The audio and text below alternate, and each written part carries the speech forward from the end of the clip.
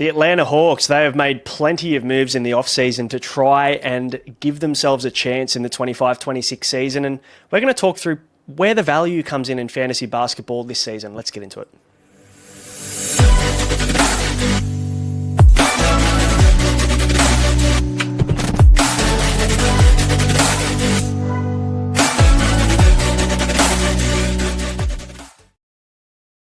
Welcome back to Ball Logic, your one-stop shop for all things fantasy basketball. I'm your host, Braino, and I'm with Horse in the studio tonight, mate. We're talking about the Atlanta Hawks, and wasn't it an interesting season last year that they've come in, and I think everybody was expecting a little bit more from them. Yeah, I think so. We're talking the likes of Trae Young and Jalen Johnson, Capella before he moved to the bench and inevitably Onyeka Okongwu, sorry. I will get that pronunciation right as we go. He came on and started the back end of the year, and he provided some good fantasy value for those that picked him up off waivers. But, yeah, with the likes of Dyson Daniels coming on, he was just incredible. Got to give the man from Bendigo a shout-out. Absolutely. He was huge, and I think his brother Dash just played his first game for the Boomers, I think, from memory the other night. He's unreal. Yeah. Good on him. Mate, well, we're in. Obviously, last year, I, as an Atlanta fan myself, felt a little bit disappointed with the finish. I think we finished ninth. We got blown out in the play-in, and that was pretty much the end of our season. We finished with a 40-42 record, which, look, to be fair, I think is an underperformance based on what we're looking at with that roster from last year. I think Trae Young, obviously, is asking for more help, wasn't he? And they've given that to him this year. They've brought in Kristaps Porzingis, which is probably one of the bigger moves in the off-season so far. They've also acquired Luke Kennard and Nickeil Alexander-Walker. I think they've made three really good moves here to really strengthen the depth of this roster. What are your thoughts on these three guys? We'll jump into them in a bit more depth soon, but what do you think on the signings? Really, really like the Kristaps addition to the Atlanta Hawks. So you've got a 7'3" pick and popper or pick and roller to the rim to help out Trae. That's his game. You know, I struggle to see where Luke Kennard's going to fit in here. So that's an interesting ad, but I really like Nickeil Alexander-Walker, the bigger point guard from Minnesota. Gave the Timberwolves some really good minutes off the bench last year. And I think now that Kobe Buffkin hasn't come on the way that they thought they would, they've got a genuine backup point guard now that can run the floor, I guess, while Trae's having those minutes on the bench. There's definitely some question marks around Kobe Buffkin. I think he balled out, to be fair to him, in the Summer League this year. He put up some really nice stat lines, so maybe there's some hope there for him. But from a fantasy basketball perspective, we've got a lot of really good options in this team. And the problem is when you put a lot of top 40, top 50 guys in the one starting lineup, a couple of them are going to suffer. So we're probably going to have to talk about a couple of guys that might be sliding this year, but we'll also be talking through some value. We'll give you our top picks or our top guns, the first 3-round guys that we're going to be focusing on. We'll talk about the mid-round value and where maybe the breakout is going to appear in Atlanta, and also those late-round sleepers that you love to get, because at the end of the day, Horse, it's the late round guys that win your leagues, isn't it? It's not your first round pick. It's usually your 12th. 100%. 100%. Now, we see that if you go to your -1 values, we've got Trae Young, Jalen Johnson, and Dyson Daniels up near the pointy end. You know, these guys, given last year's form, they could all make a case to be picked in the first 2 rounds. And you're bringing in someone like Porzingis. You made a very good point before we came on air that they can't keep up this level of production. Someone is going to miss out. So we've done a little bit of homework to think who we think is going to be the ones who are going to continue to pop off and those that may go by the wayside and may regress a little bit this year. Yeah, that's right. Before we do that, mate, how do you think they're going to go? How do you think they finish this season? I reckon they can nudge 45 to 46 wins. I think they can be a playoff team. Do I think they're going all the way? Probably not, but I definitely see an improvement in the Atlanta Hawks this year, and I see a big spike in fantasy value for Trae Young. Is he going to be top 5? Probably not, but is he going to make his way into the end of the first round? Probably. Yeah, he's usually a first-round pick nearly every year, kind of early second, late first, I think is where you're probably going to get Trae. And I don't know whether you're going to see too much of a change this year for Trae Young personally, especially in initial drafts anyway. But I mean, that Eastern Conference is wide open now. Boston Celtics they've just lost Jason Tatum. He's pretty much gone for the year. They've traded away all their assets, really, haven't they? They've gone full tank. We'll talk about them in another episode. But Indiana Pacers also lose Tyrese Halliburton. So, I mean, there's some opportunity in the Eastern Conference this year to really make a push. So the Hawks, I'm sure, are going to be wanting to compete deep into finals, playoffs territory this year. I think they're probably going to do maybe a little bit better than that. I'm going to say that they're going to get 48 to 50 wins this year, which, look, to be fair, it's probably going to be good enough for maybe 4th to 6th in the conference. I definitely don't see them being a better team than the Cavaliers. I don't see them being a better team than the Knicks, but I think, to be fair, there's opportunity there for them to slide up, especially with Milwaukee also losing, trading away Dame Lillard, I should say. So there's a lot going on here in the East. But mate, let's rip into things. Let's have a chat about the top guns, the guys in the top 3 rounds we think are going to be those top 36 guys. Your top guns. All right, let's rip into them. Trae Young's the obvious one, mate, to kick things off. He finished with a rank of 18 last year. 24 points per game, 11.6 assists. He was the assist leader last year. My question for you is, can he get better? And I think there's a little bit of a gap there. 41% from the floor is pretty ordinary. So I think there's maybe the efficiency can bump him up a couple of spots. What are your thoughts? Yeah, I think you've nailed it. When we're talking about Trae Young, yes, he's big on points. Yes, he's big on assists. He takes a lot of threes.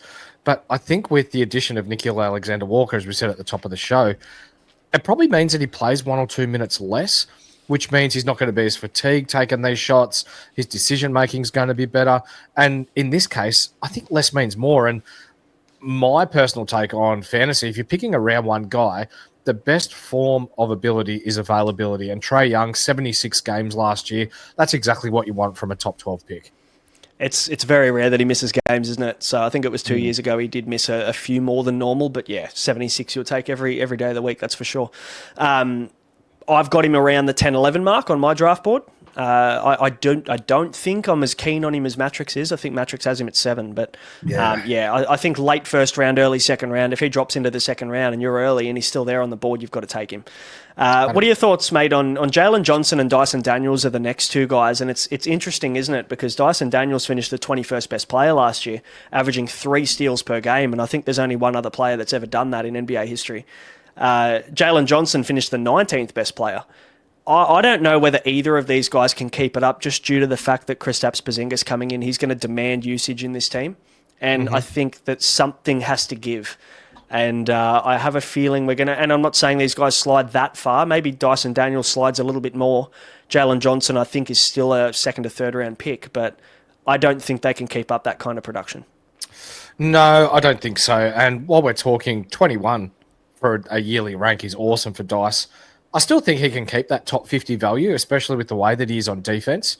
But you're bringing in the players that we said at the top of the show, Porzingis, Alexander Walker, Kennard, Caris LeVert, loves the usage, does a lot of things when he gets the ball. So with a full preseason behind him as well, that means less touches for Dice on the offensive end, which unfortunately means his offensive numbers may hurt a little bit. But even on defense, 3 steals is just unheard of.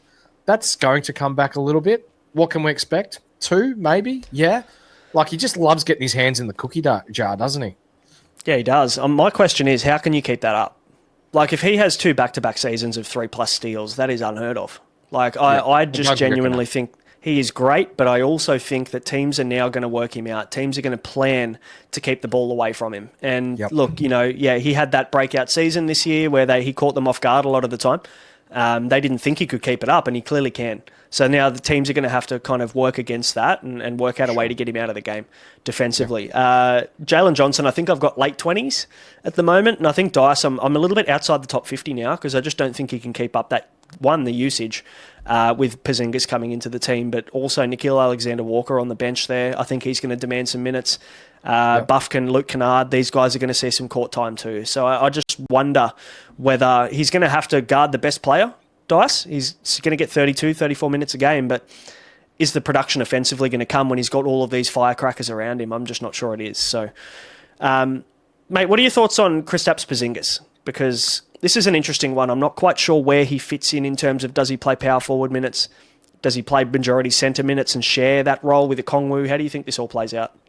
I think he plays a centre spot. I think Okongwu goes back to the bench. You've got Jalen Johnson that'll play the 3 or the 4. That'll be sort of switched or changed in between Risha Shear and himself, Dyson Daniels, Trae Young. That's probably your starting 5 there. But Porzingis, pick and roll, pick and pop, is an elite rim protector. I've got high hopes for Atlanta this year, and it's just awesome. Like as a neutral fan, I do have a soft spot for the Hawks. NBA 2K 2022 premiers, thank you very much. But they've got offense everywhere, and now with him, they've got defense. So with Trae Young's defensive liabilities, Trae Young gets 1.2 steals per game, which is great for fantasy. Defensive wise, on a NBA scale, he's not great. But now that he's got Porzingis behind him, an elite shot blocker, this is going to help their defensive structures as well. End of the third round, I think, is probably a good spot that you're going to get Porzingis, and I think I'd be more than happy if he fell to the end of the third round and I could pick him up either early fourth or late third. I'd take him in that spot. For sure. I think there's good upside for him, and yes, maybe minutes are going to be down a tiny bit. Maybe job sharing 30 to 32 minutes potentially. He played 33 to 34 minutes, I think it was last year in Boston. Do you think they reduce his minutes in order to get more games out of him? Yeah, potentially. I think obviously when you go in, they didn't really have to pay too much to get him, to be fair. I reckon it could have been the fleece of the century, but when you look at longevity, it's very rare to see him play out a full season, get 60-plus games. So, yeah, I think they will probably, with Okongwu there, who does a great job, I think that, he's going to be needed a little bit less, I guess. So, but that might help his efficiency. So we'll see how that all plays out. But, a guy, and those 4 guys I'd probably be happy to take in the first 3 rounds. Dice Daniels probably a little bit lower, but let's move into the guys that we think are going to be those breakout candidates in the mid rounds.